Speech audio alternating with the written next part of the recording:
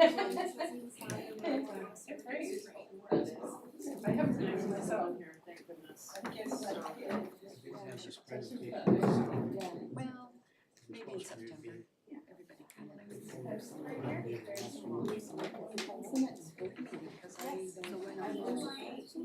Oh yeah, I give it to her on a stick. It just, it don't have.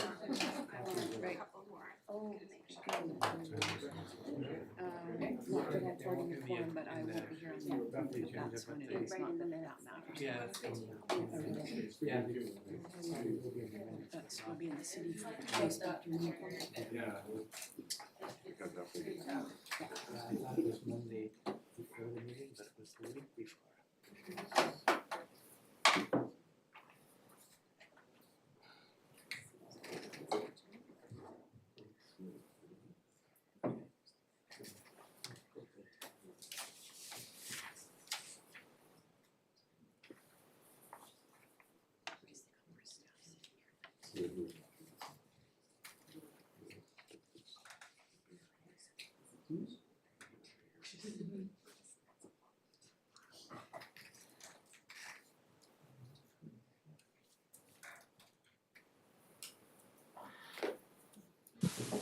I am calling this Town of Gibsons Committee of the Whole meeting to order on July 9th, 2024 at 1 p.m. And we're honored to be gathered here on the traditional territories of the Squamish Nation.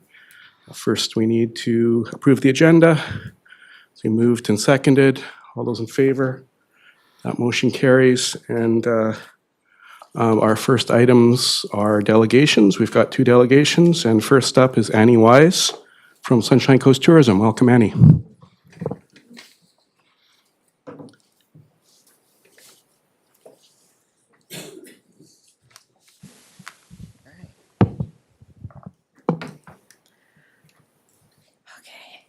Hi, good afternoon, everyone. Is this working okay? All right. Thank you for having me. My name is Annie Wise. I'm the Executive Director for Sunshine Coast Tourism, and I'm very pleased to join you on the traditional territory of the Squamish Nation. I trust you received our annual report, and Sunshine Coast Tourism is just want to reiterate that we're proud to be a partner of the Town of Gibsons, serving as your official destination marketing organization and visitor services provider. I'd like to share a few highlights from my report, but before I do, I find it's helpful to reiterate just a little bit of brief background on our organization and what we do. Sunshine Coast Tourism is a nonprofit, specifically a destination marketing organization, and our mission is to build a strong and sustainable tourism economy in the region that's consistent with the values of our residents. And we work to achieve that through 4 pillars: destination marketing, visitor services, destination management, and through community engagement to increase the awareness of the value of tourism among our governments, our residents, and businesses in the region. We do represent the tourism industry and its stakeholders from Howe Sound to Desolation Sound, including managing the MRDT, or Municipal and District Tax Program.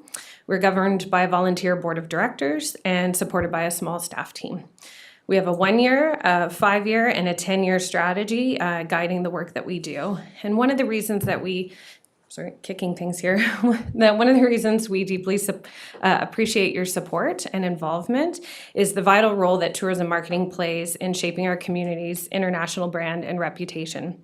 Governments worldwide recognize that effective destination marketing is crucial for economic growth and community development. And so by supporting Sunshine Coast Tourism, the Town of Gibsons is leveraging centralized, efficient marketing efforts to attract visitors, to enhance our local economy, and to build a strong and positive brand image on both the domestic and international stage. So your continued support is essential to maintaining that momentum, and we truly appreciate it.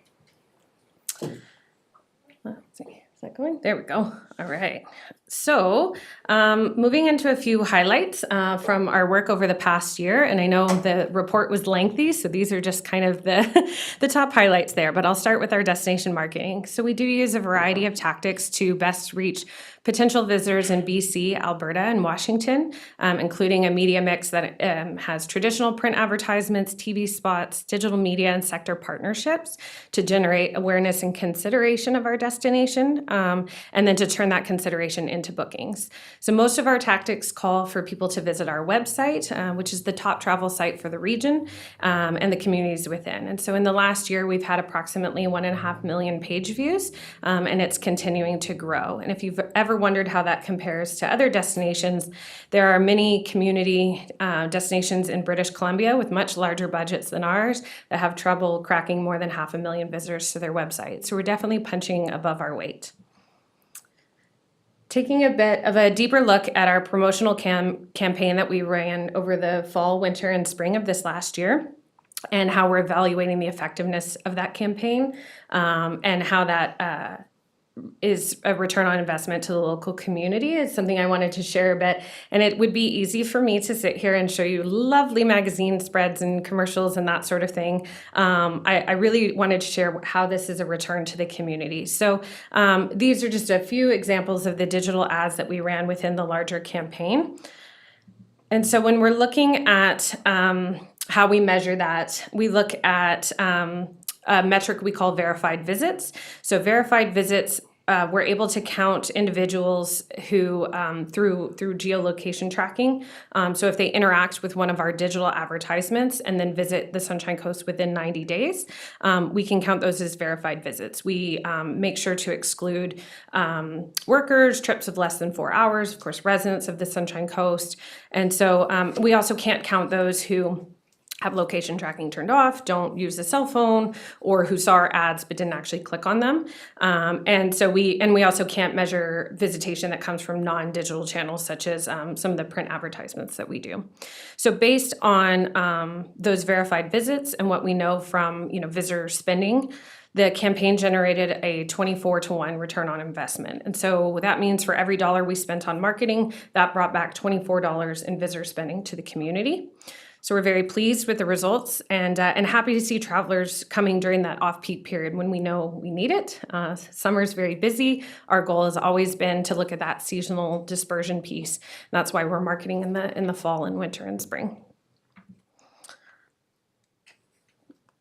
There we go. So a few highlights from our destination development work. Thanks to a number of grants and partnerships, we're thrilled to see the updates at the Gibsons Visitor Center, and so grateful to your staff for working so closely with us during the construction and supporting, really a shared vision for what it could be. It's not done yet. There's still a few exciting updates to happen.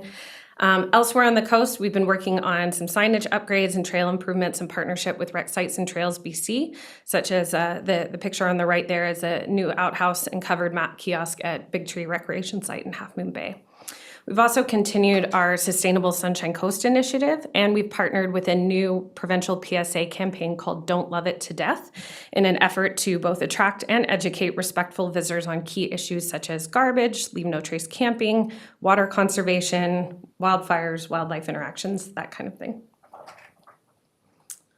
Oops, going backwards here. And so speaking of partnerships, we've been working closely with Transportation Choices and the Connect the Coast Society. We truly share their dream of having a multi-use pathway that connects the communities on the Sunshine Coast. We were able to secure funding to complete the initial preliminary design study. TRAC had studied the first segment from Langdale to Seashelt, which I'm sure they've presented to you and shared a number of times.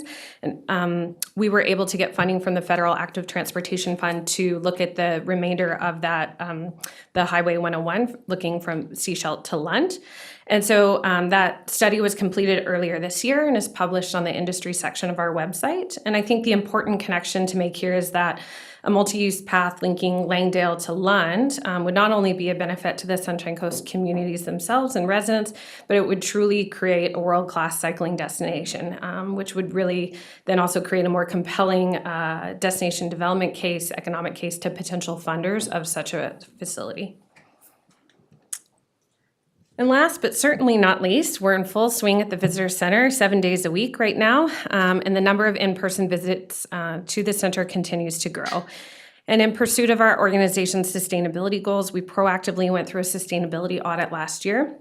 We're now proud to be a silver certified visitor center, one of only few certified visitor centers in the province, through Green Step Sustainable Tourism. It evaluated our performance through all 4 pillars of sustainability, and now we have a 2-year action plan to see how we can improve and hopefully get to gold next time around. And we know that the visitor center continues to be an integral part of the experience. That is to say that visitors who go to the visitor center are proven to stay longer, spend more, and rate their overall experiences higher than those who don't.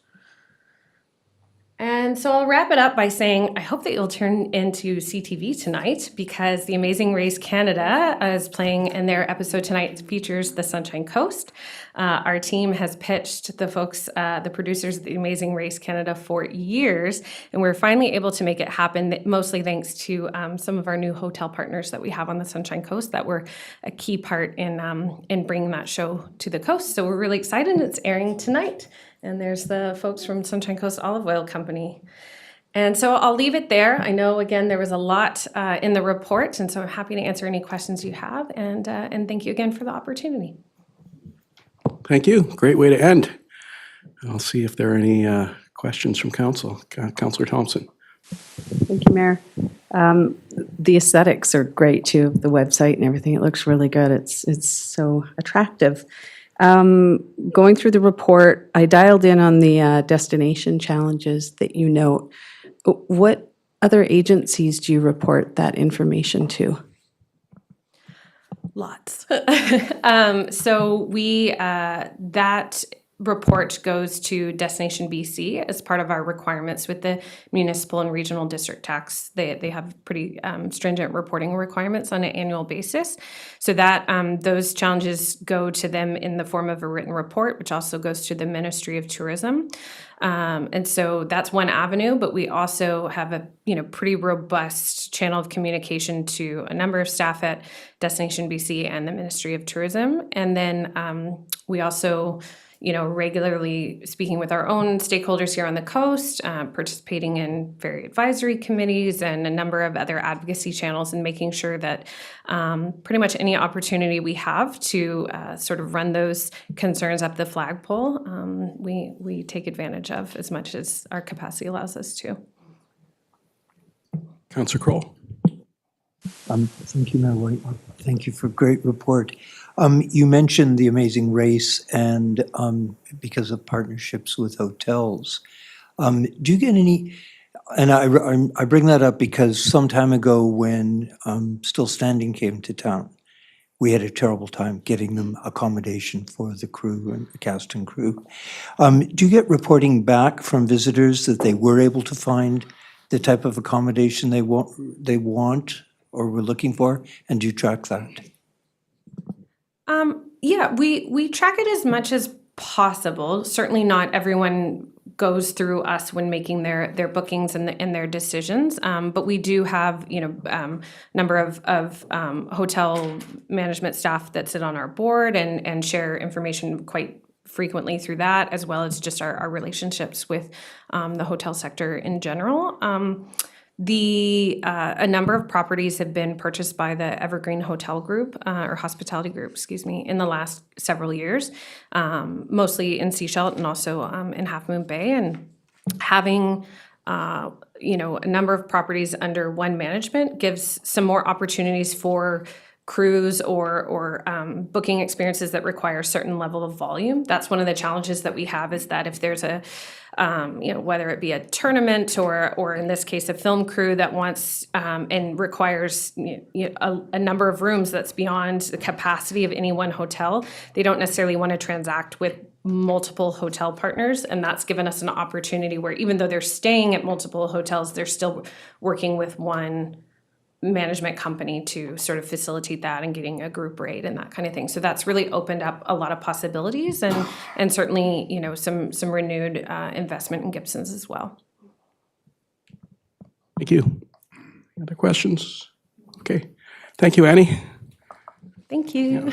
Great to have another thorough annual report from Sunshine Coast Tourism. And next up, we have the Gibsons Curling Club, and Shane Dunlap is coming to represent the Curling Club. Not Much turning going on today. Welcome, Shane. Nice to be in. Thank you, Mayor and Council. Oh, sorry. Thank you very much. Thank you, Mayor and Council and staff, for providing us this opportunity. It was quite a route to get here after being bounced from the June agenda into today. And just this morning, I was asked to cut it down to 5 minutes. So if I talk really fast, I'm sorry, but I'm trying to get through all our points. We got it up here? Okay. Get that figured out. Okay, as you probably all know, we're located at 951 Gibsons Way. On our history, in 1974, the federal government donated the land to the town of Gibsons, and in quotes, it says, "For as long as the land and premises hereby granted are used for community recreational complex purposes."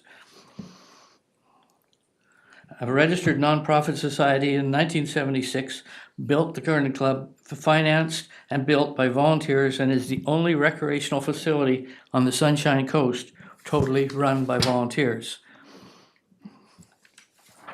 Shane, I appreciate you're trying to get it all into 5 minutes, but could you go quicker? I'm just kidding.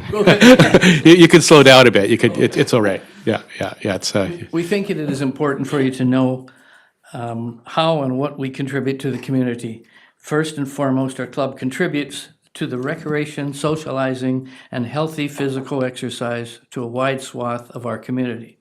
Although the building is utilized 12 months a year, it is particularly busy during the winter months from October to March, when there's a positive physical and social outlet available to all in the community. Our club is run exclusively by our membership, always on a volunteer basis. The only paid employee is the person that makes the ice technician. Whoa, too fast. Okay, we have 7 leagues during the week. The Monday is a one-on-one to make your curling a little bit better, and also the Learn to Curl program is on Monday. Tuesday, the Ladies League from all levels of ability are curl on the Tuesday night. Tuesday and Thursday day leagues are specifically aimed at our seniors. Make sure I haven't missed anything, sorry. We have a vital league that has existed for decades, keeping our seniors active and healthy. Wednesday is a mixed league that provides the opportunity for couples for a night of recreation together. Thursday is our most competitive league and provides healthy competition among the more skillful curlers. Friday evenings provide the opportunity for newcomers to the game of curling, which is an overflowing league. The Sunshine Coast Committee is finding the game and accessing the social aspects of the game through the gray months of winter. There are several fun spills each year that encourage new curlers to enjoy the competition part of the sport. Our club is particularly proud of our Special Olympics curling program. Run on Saturday mornings by a dedicated corps of volunteers, this program allows these curlers to both enjoy the game and to compete around our province to experience the game in curling venues far and wide. Yet another corps of volunteers provide lessons to the more dedicated beginner, those that want to learn curling at a more focused level in terms of technique, training, and strategy can all come on Monday evenings and on a special training Saturdays. Our club takes pride in these volunteers who have the ability and skills to teach and train. They provide so many hours of volunteer service. Local youth and students are regularly taught and allowed to participate in the game of curling because of yet another group of club volunteers. We've worked closely with Elphinstone High School as well as the alternative school over the years to foster this worthwhile community program. Classes come to the club to be met by a corps of volunteers ready to work with them and their teachers on the ice. Throughout the winter months, our club hosts bonspils and competition. This example was from a family-arranged bonspiel for a significant birthday that included relatives and friends from around BC. It was so successful, they want to have another special birthday for another person in the family next year. Our curling visitors come to Gibsons from interclub visits from Squamish and Powell River.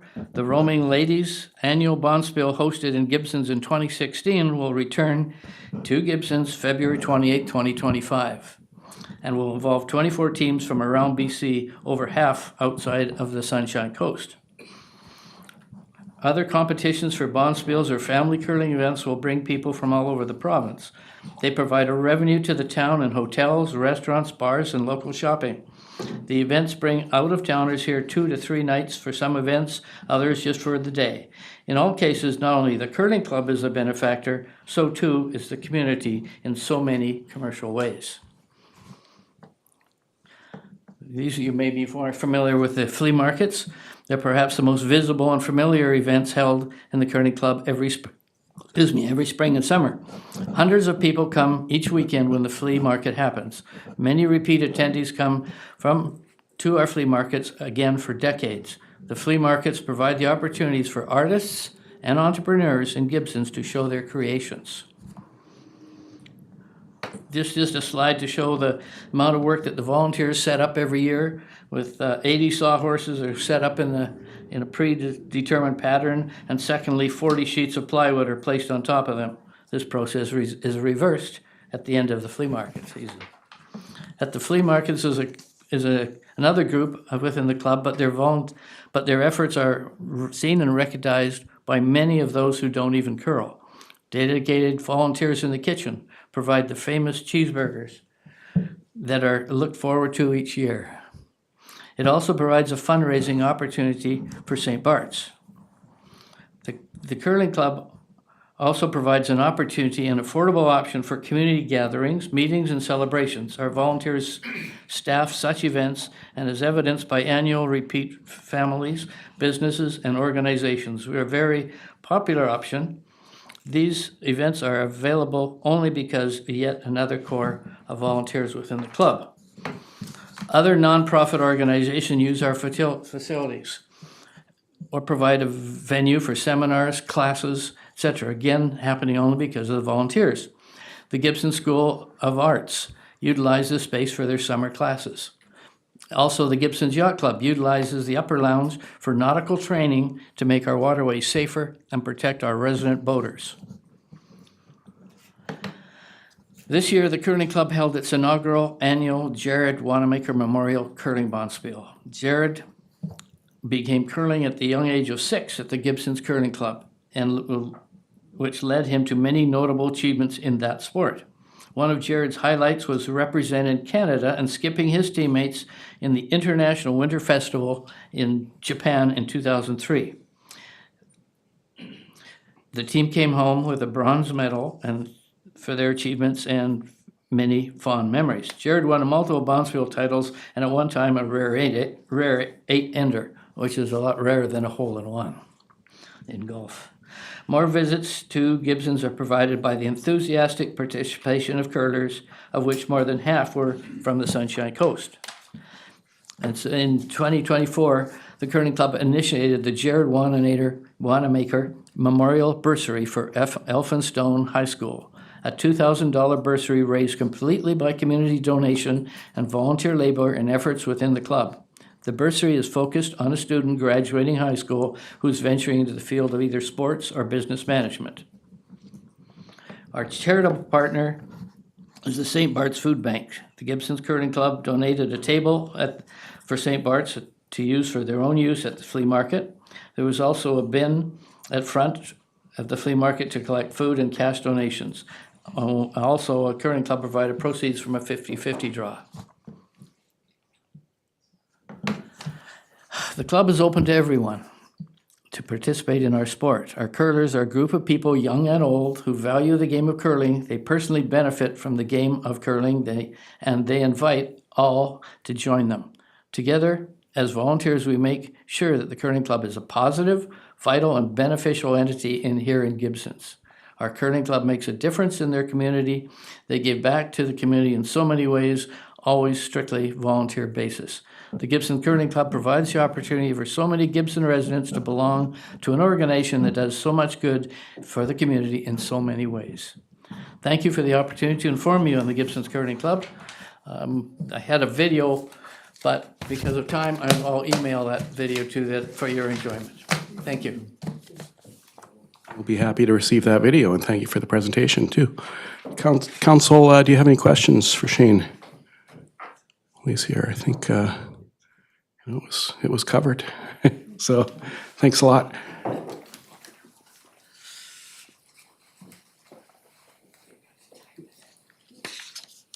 And yeah, we'll be further considering the tax exemptions over the coming months. I think it's first on our agenda.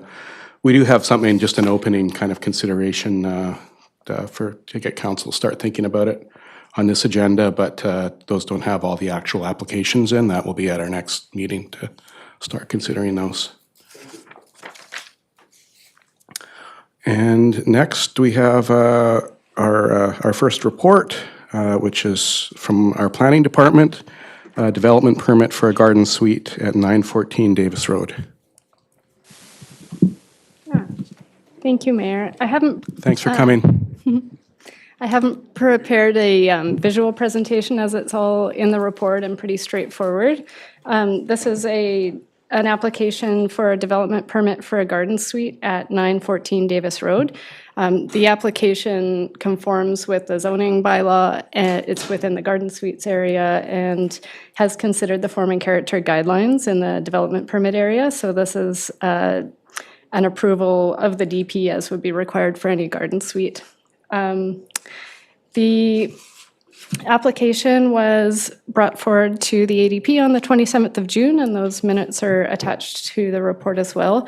It was overwhelmingly supported with just 2 recommendations: that the roof materials match and that the driveway materials be permeable. We've confirmed since with the applicant that they intend to do both of those things regardless, but nonetheless, those are in the options as conditions for council to consider with approval, or it could be approved as is, which will probably have a similar result. Or if council would like to require any other conditions related to the form and character guidelines, those can also be addressed in the resolution. Thanks. Any questions on the report? Councillor Thompson. Thank you. Through you, Mayor. The 3 parking spaces, there's a note that there needs to be consideration of that 3.7 meter access to 4 meter requirement. Will that affect the 3 parking spaces? Would that be maintained? Go to staff for that.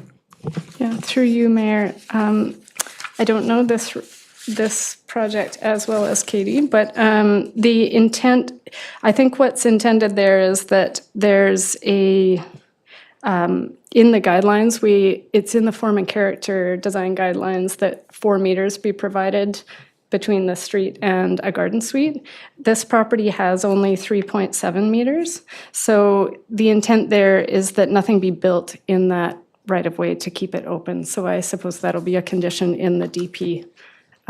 It would be built in already. Councillor Thompson? Is that, okay. Do we have, okay, we've asked our questions. Anyone want to make a motion? Okay, Councillor Diodati? I'll move the option 2. Seconded by Councillor Thompson. Any discussion of the motion? All those in favor of the motion, that motion carries. And next we're on to item 4.2, which is the source to sea final report from our natural asset technician. I'm not sure if she's joining us online or if our Director of Infrastructure Services is filling in. Thank you, Mayor. I had sent her a message during the last presentation to see if she was in the building this morning. I haven't spoken to her since. I was expecting her to be here, so with permission, I may run downstairs and see if she is. Okay.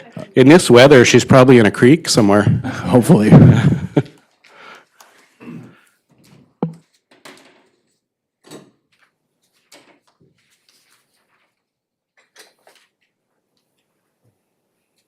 Let's move on to, do you have a question, Councillor Kroll, or? No.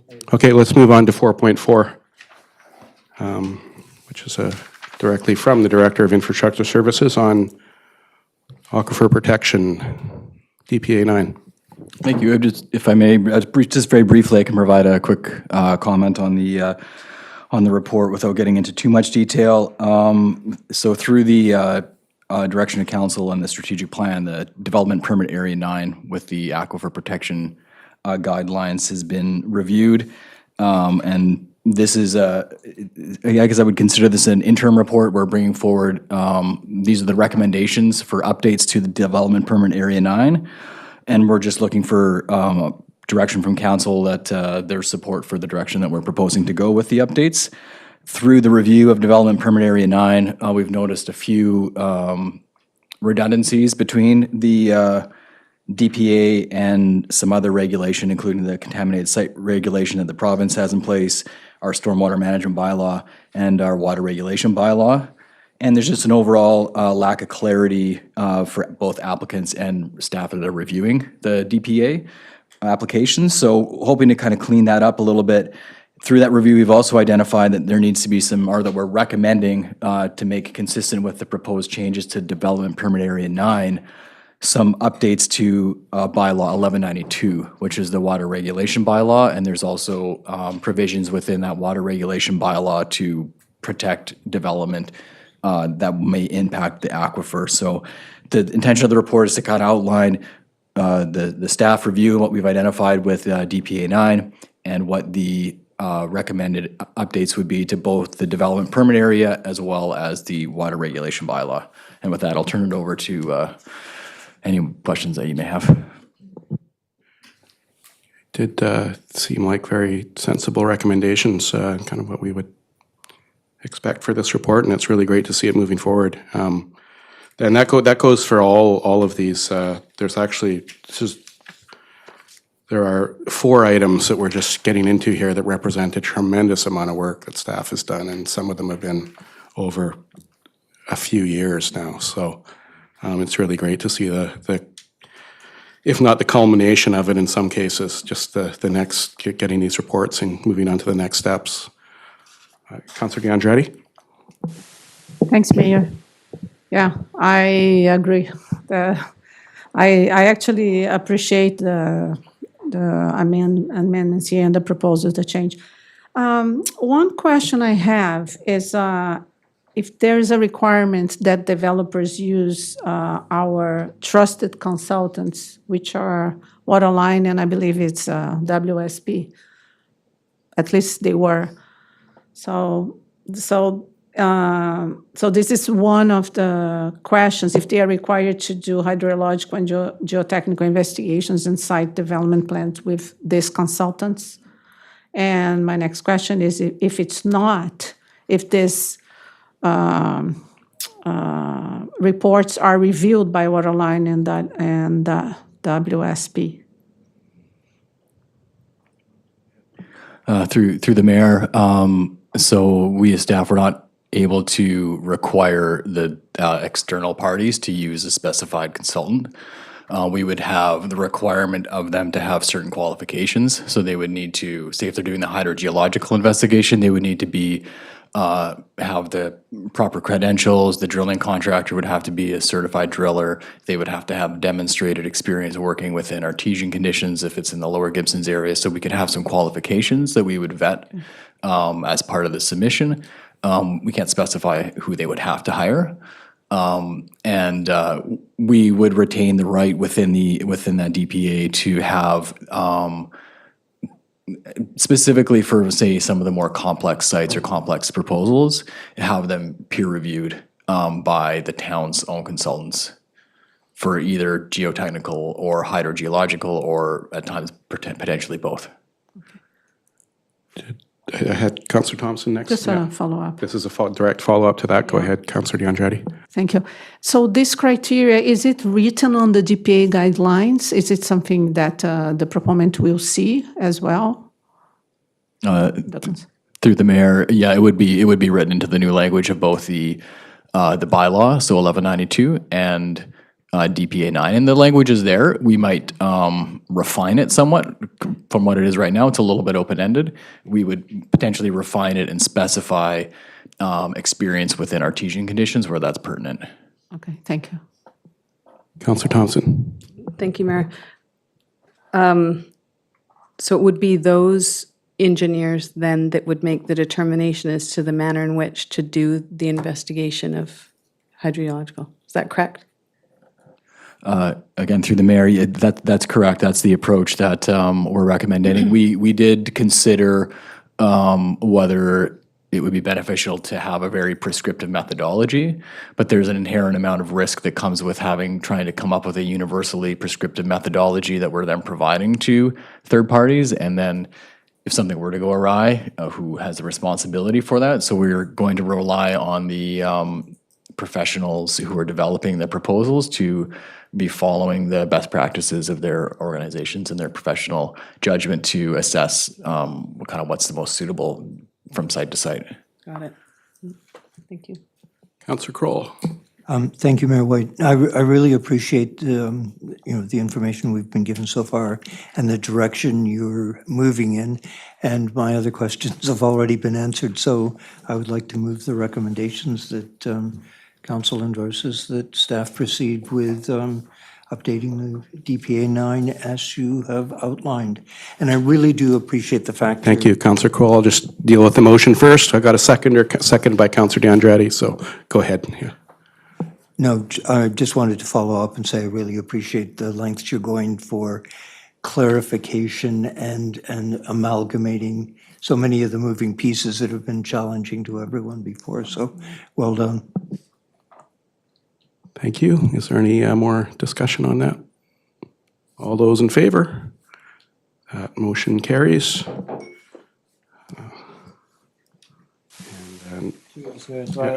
Apologies about the absence of Michelle. Something might have happened, so with your permission, we'll have to address those items at a later report, at a later date, unless you're comfortable considering these, and we'll do our best to respond to any questions you may have. Yeah. And we have had the reports as to the will of council, really, and we've got the report here. Michelle did a very good job on both these reports, I thought, in explaining what needed to be explained. And maybe some questions could be asked that we could try. But if we can't answer them, we'll just try to go from there. So I see Councillor DeAndretti first. Thank you. So this regards the source to see final report. And I appreciate everything. It was really good. I like even the way she synthesized recommendations from the main report. I just would like to hear more the recommendation 6, which regards measures to mitigate risks, high risk related to green waste dumping and invasive plant species. I know this depends on the SCRD, and some of the actions are clear, that is just advocacy, and this is advocacy as well, but because it shows short-term in progress, I just want to better understand when you talk about education, are we talking about education in the town of Gibsons and also finding suitable locations and process for disposals in the town is all about us, because the SCRD can be very slow, Mayor. Actually, they have a management plan already for, I think, almost 4 years, and they have been working on this management plan for another 10 years. Yeah. I'll go to. I will, through the mayor, attempt to answer this question. I won't do it justice in Michelle's absence. I do understand she's on her way, so if she can provide a little bit more clarification on this question, she can address that. But I do understand that she has been working with some of her colleagues at there's the Regional Fire Smart coordinator from the SCRD and some community forest partners. And I know that there are some folks who are looking into the possibility of a mobile incinerator that would be equipped to incinerate knotweed, with the intention of ideally finding a location for that to be temporarily housed from time to time within Gibsons and deal with that. There's a lot of regulation and complexity that comes around dealing with knotweed. That certainly makes it a bit complicated, but I think with the comment in progress, that would be what we would be working towards, as well as just generally trying to kind of communicate with people about not doing, about the risks of backyard dumping and illegal dumping of green waste. It's not just compostable material. Sometimes that's invasive species, and you can be contributing to the spread of invasive species by just throwing something in a ravine.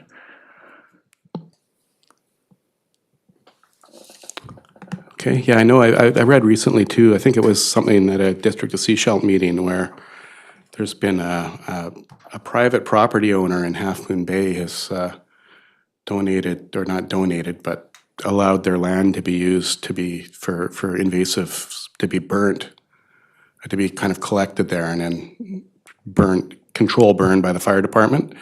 And I think the District of Sechelt was talking about looking for that kind of solution, temporary solution, in their boundaries as well. So obviously, when I read that, it made me wonder if maybe it's something we should look at to working with our fire department in the Gibsons area too. If I may, just to that, there are, I think knotweed being somewhat bomb-proof, there are issues with just doing an open burn. I think you have to reach, there's a certain temperature that has to be reached to make the, sterilize the seeds, the seed pods. And if you do an open burn, the risk is that they can become airborne and just transport and distribute. So that's hence the need for an incinerator. It contains the embers and prevents the opportunity. You'd have to have a filter on it. It's quite an operation. I think probably the only facility on the Sunshine Coast right now that would be equipped to burn it effectively would be at the mill, and they don't seem interested in becoming a receiving facility for knotweed.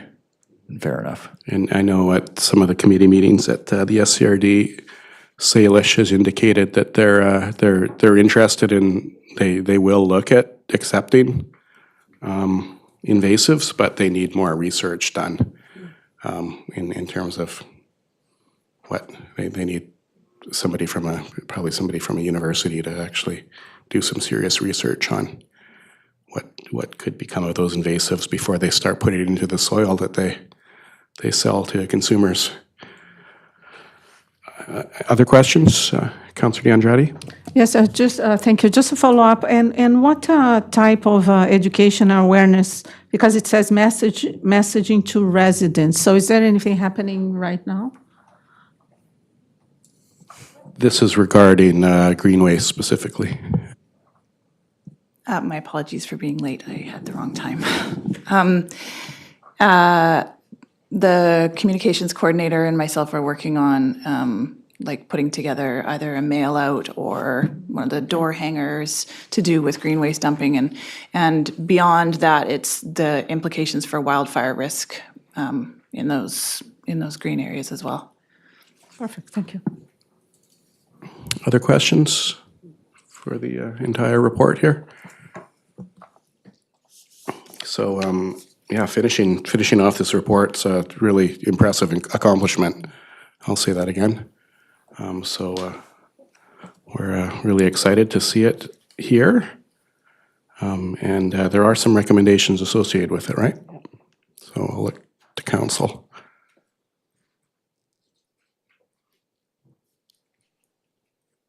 Does someone have those in front of them? Councillor Kroll. I'd like to move the recommendations that council endorse the results of the study and that recommendations with financial implications 5, 8, 9, and 10 be included in future budget for consideration. Thank you. And I see Councillor Thompson seconding that.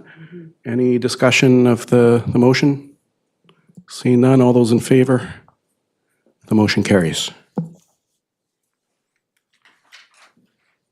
Now we are on to the aquifer mapping study update, which is also from our natural asset technician.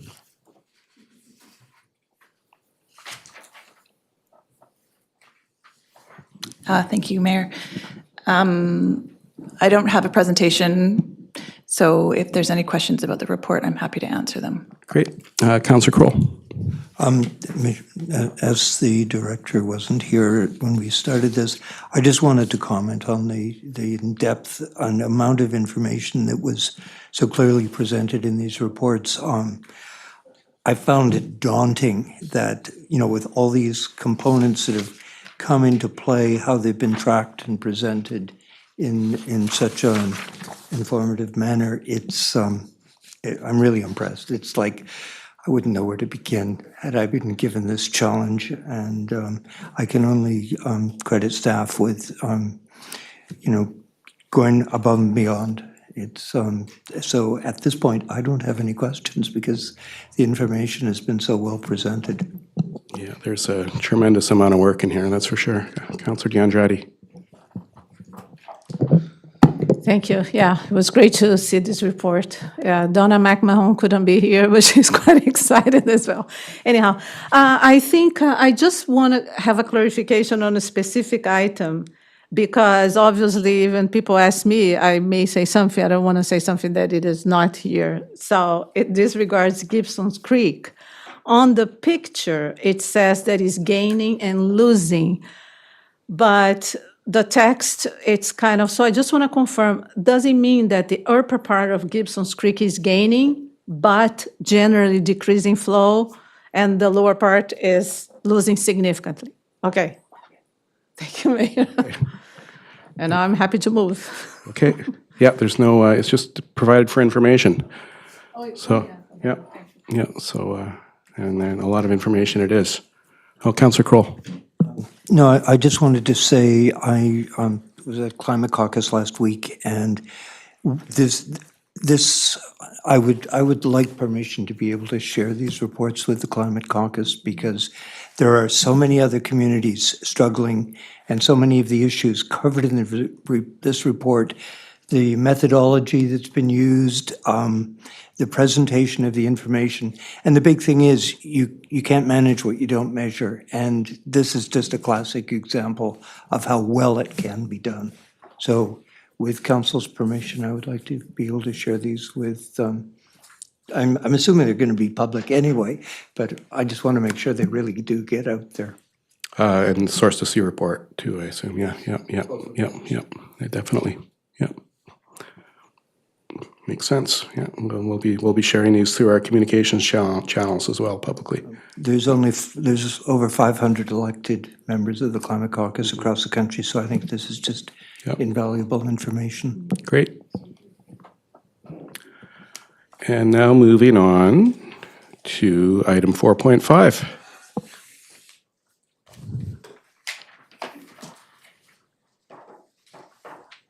And this is our first look at the 2025 permissive property tax exemption process.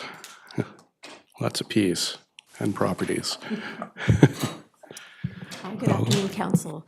The purpose of this report was to provide Council with supplemental information for the properties that have received permissive tax exemption in 2024, with the addition of the Gibsons Curling Club.